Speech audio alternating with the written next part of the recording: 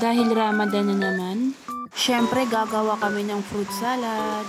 At dahil wala kami nabiling prutas, ngayon samahan nyo kami mamimitas ng avocado. Pamangkin ko nga pala ang mamimitas ng avocado dahil siya lang ang marunong umakyat sa amin. At ngayon po ay nasa probinsya po kami. At dahil nasa probinsya tayo, madaming mga prutas ang mapipitas natin. Ito talaga ang kagandahan pag namumuhay ka sa probinsya. Kung gusto mo kumain ng prutas, mamimitas ka na lang. Ang tanging problema mo lang kung sino yung aakyat. At meron ngang dumaan na motor at muntik na kami masagasaan. Pinasama ko nga ang mga bata dahil sila ang magpipitas ng mga avocado. At ito na nga, pinakuha ng binuwit ang bata dahil hindi abot ng kamay ang mga avocado. At ito na, dumating na yung bata. At dahil hindi kaya ng batang binuwit, ako na lang yung mag-aakyat sa taas. Makikita nyo, hirap na hirap ako dyan magpaakyat. Makikita nyo talaga, hirap na hirap ako dyan magpaakyat. Dahil sobrang haba naman ng binuwit na yan. At ito na nga, ginagawan ko lang paraan paano ko ito may pataas. At bobo nga ito nagbibideo dahil hindi niya inaayos. Ang nagbibideo nga pala ay ang kapatid kong lalaki. At ito na nga, binibigay ko na nga sa pamangkin ko ang binuwit na yan. At ayun, nakuha niya na din. At ito, magsisimula na siya manguha ng avocado. At ang laman ng mga avocado na yan is karamihan ay hindi hinog. Pero okay lang dahil papahinugin namin to. At ayun na nga, may nahulog na avocado. Siyempre hindi ko yan pupulutin dahil tamad nga ako. Nakita ko nga kapatid ko, akala ko manghamon ng away. Ang laki talaga ng mata niya. Akala ko talaga mag-aaway sila dito. Feeling matangkad nga ang kapatid ko dito. Akala ko talaga nag-aaway sila, yun lang pala naglalaro. Ayun nga, hirap na hirap ang pamangkin kong maminwit ng avocado. Muntik na nga siya mahulog kaso hindi ko na-videohan. Mahirap talaga kontrolin yung binwit na yan dahil sobrang haba.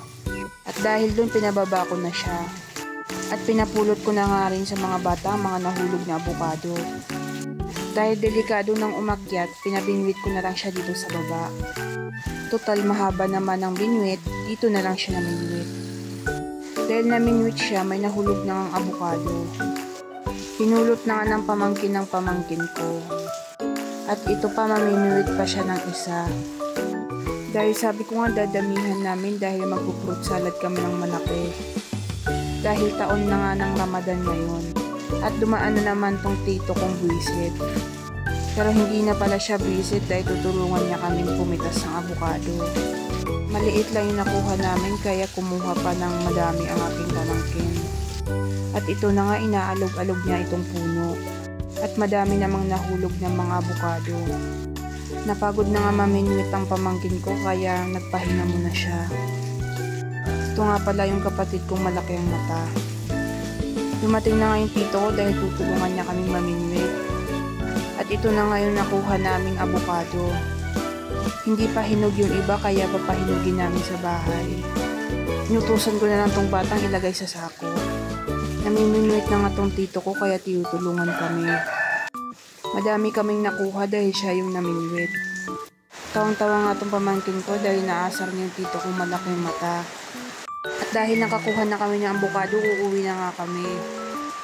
Pinabitbit ko na lang sa pamangkin ko yung avocado. Dahil nga ako ay tamad, pinabitbit ko sa kanila lahat. Dahil ang ambag ko lang ay magbibideo lamang ako. At ito na nga, papunta na kami sa motor ko. Natatawa pa ako sa daanan dyan kasi akala ko mapuputol yung kahoy. At sa wakas, dumating na din ako sa motor ko. Ihahatid ko nga pala tong pamangkin kong isa. At naihatid ko na nga sila lahat kaya uuwi na kami. Ito nga pala ang probinsya namin. Pero hindi kami dito nakatira. Dahil babato ng tinitira namin. Ang tawag nga pala dun ay Dimabara. Ang tawag naman sa lugar namin ay Crossing.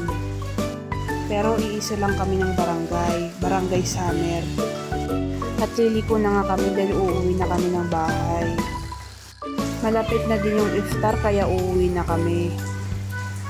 At dumating na kami sa bahay. At yun lang. Salamat sa panonood. Pak you, gago.